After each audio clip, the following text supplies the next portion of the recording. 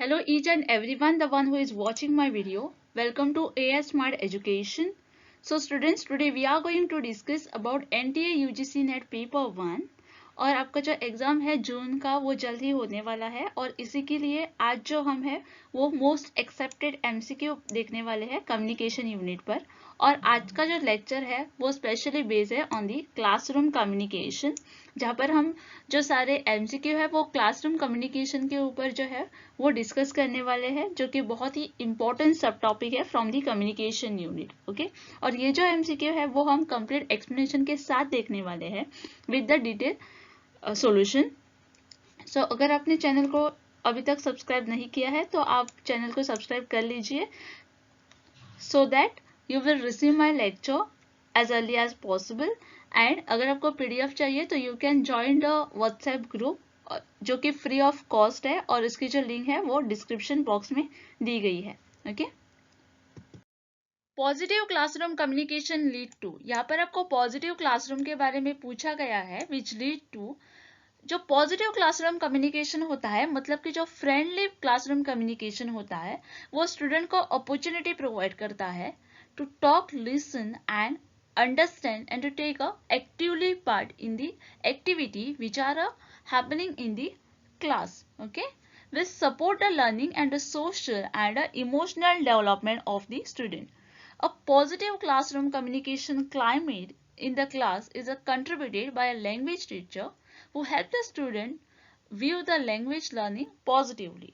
और इसके लिए आपको ऑप्शंस दिए गए हैं। जो फर्स्ट ऑप्शन है वो है कॉशियन। कॉशियन मतलब कि किसी भी चीज को फोर्सफुली करवा लेना। Second option is submission. Third option is confrontation. Confrontation is the element of a conflict wherein the parties confront the one another, directly engaging the one another in the course of dispute between them. And last option is persuasion. The persuasion is the ability to influence the other people's thought and the opinion using the convincing argument and the fact. Okay? यहाँ पर जो persuasion मतलब कि influence करना किसी भी people के thought को, उसके opinion को using the convincing argument and the fact.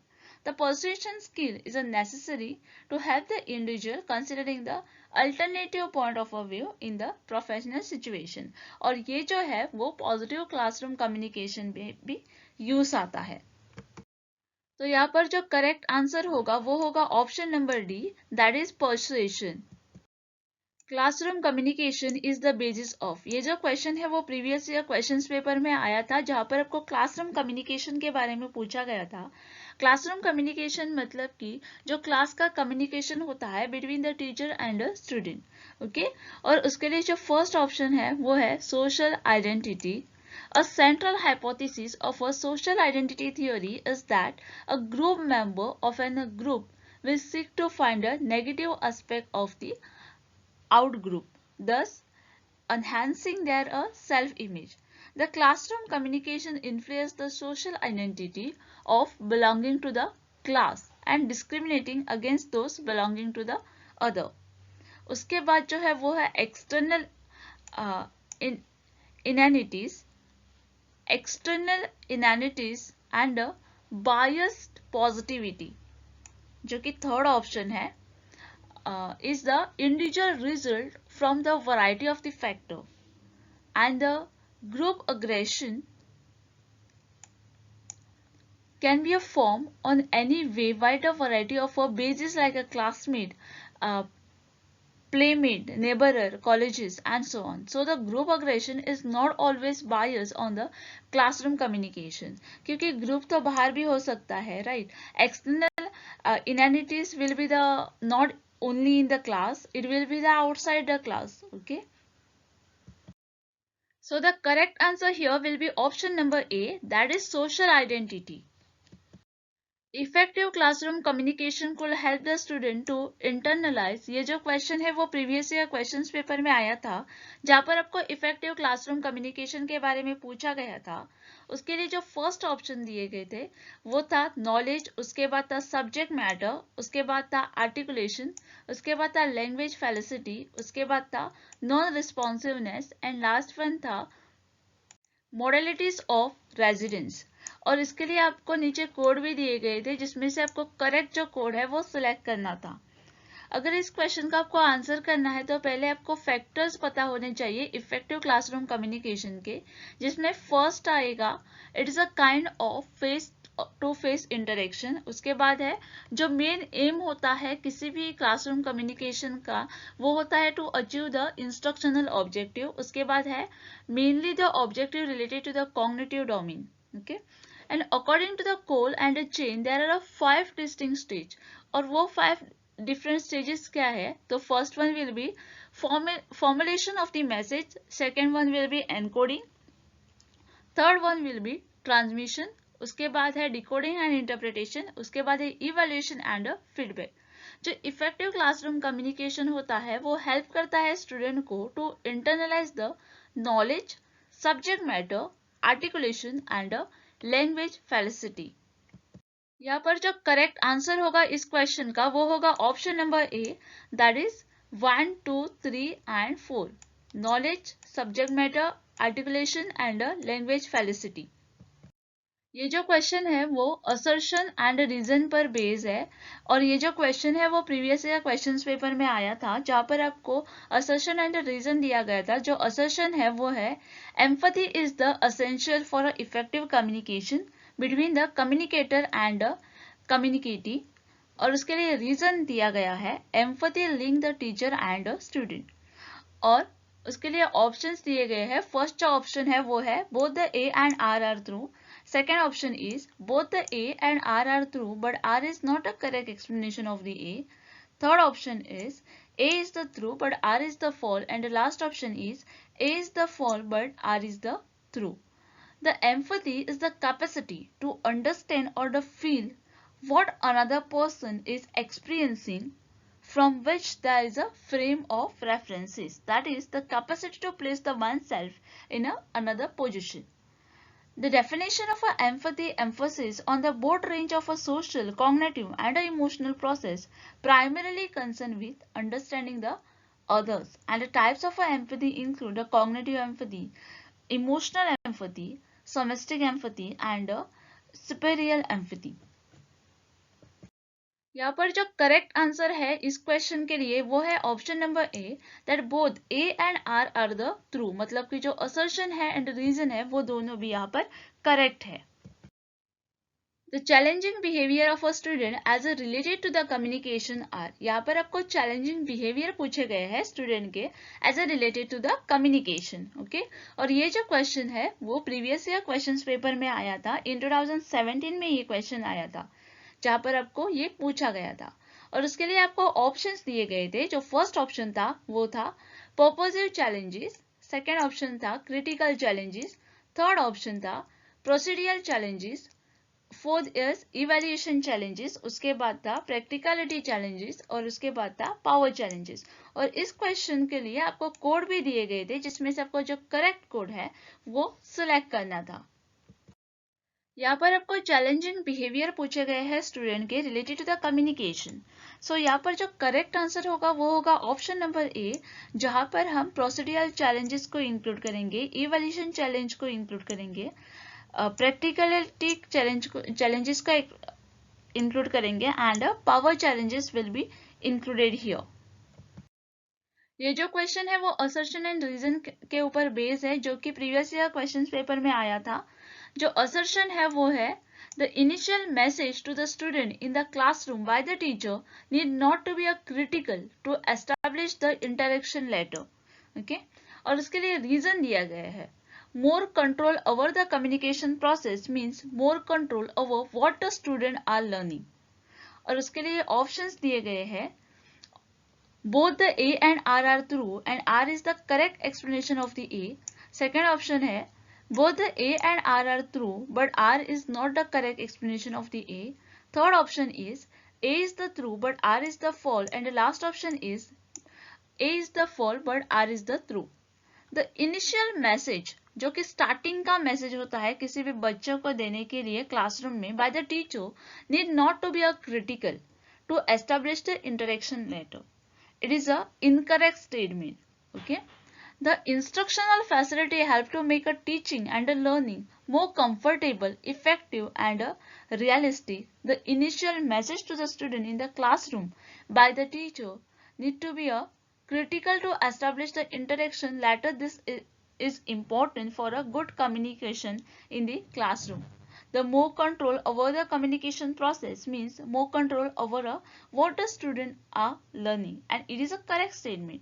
The foundation of any learning must be built in the context of the safe uh, with the positive and open communication. It should not be controllable. Okay, the teacher जो होता है उसे उस communication process को control नहीं करना चाहिए, जिससे कि जो student होते हैं वो easily openly communicate नहीं कर पाएंगे अगर वो controllable है तो यहाँ पर जो करेक्ट आंसर होगा वो होगा option number D, that is A is false but R is the true.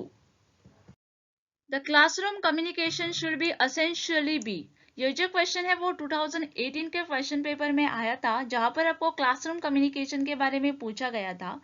उसके लिए जो फर्स्ट ऑप्शन है वो है कॉन्ट्रीब्यूट.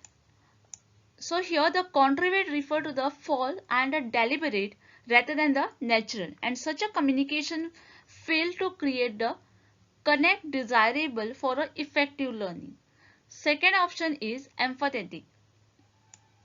Empathetic जो है वो complex concept है and a difficult skill, and it is a time for an educator to recognize the strength it take to create balance and sustain the empathic mindset in the natural that does always value it. Empathy in the education is often deemed a soft skill. The benefit of empathy in the education include building a positive classroom culture, strengthening the community and preparing the student to the leader of their own. Third जो option है वो है abstract. Abstract refer to the something not specific nor concrete. Abstract communication is prone to straying away from the topic, thus hindering the learning. And last जो option है वो है non descriptive.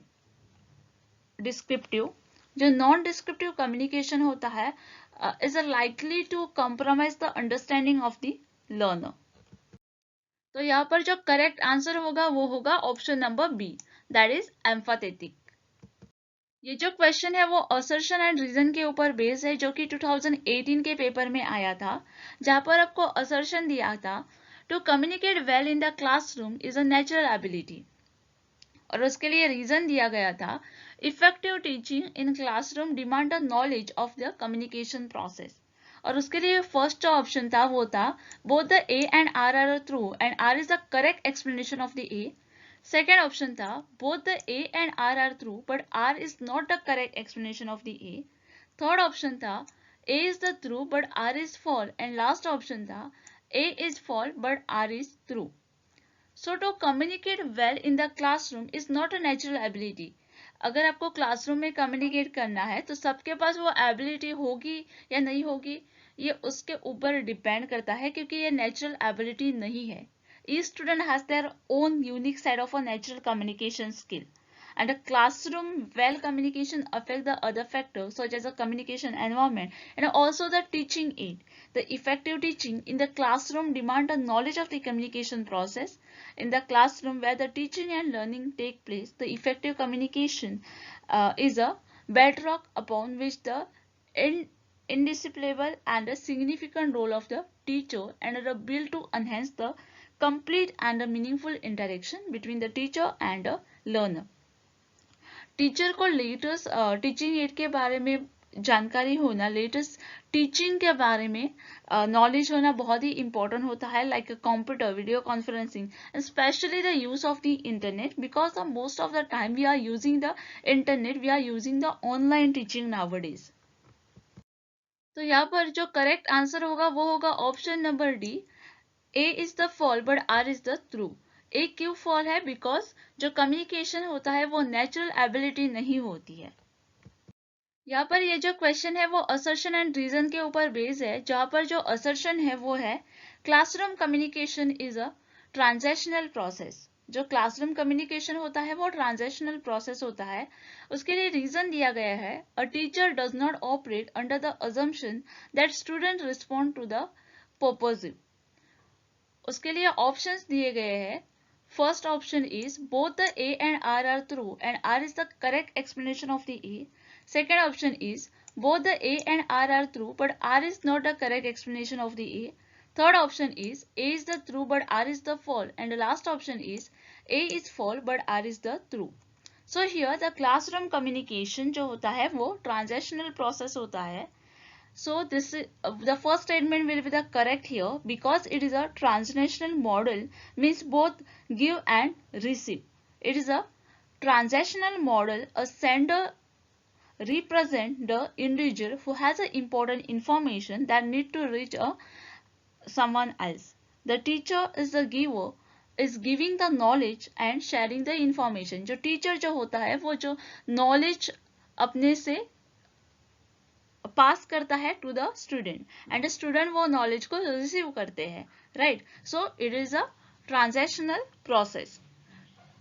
जो second reason जो दिया गया है वो है, a teacher does not operate under the assumption that a student respond are a purposive, and it is a correct statement because the teacher are a more inclined to regret the student as an active participation in the process of acquiring a knowledge than to see the teacher main role as a transmission of the information and a demonstration of the correct situation. यहाँ पर जो second statement है वो यहाँ पर correct नहीं है. So the answer will be option number C, that is A is the true but R is the false.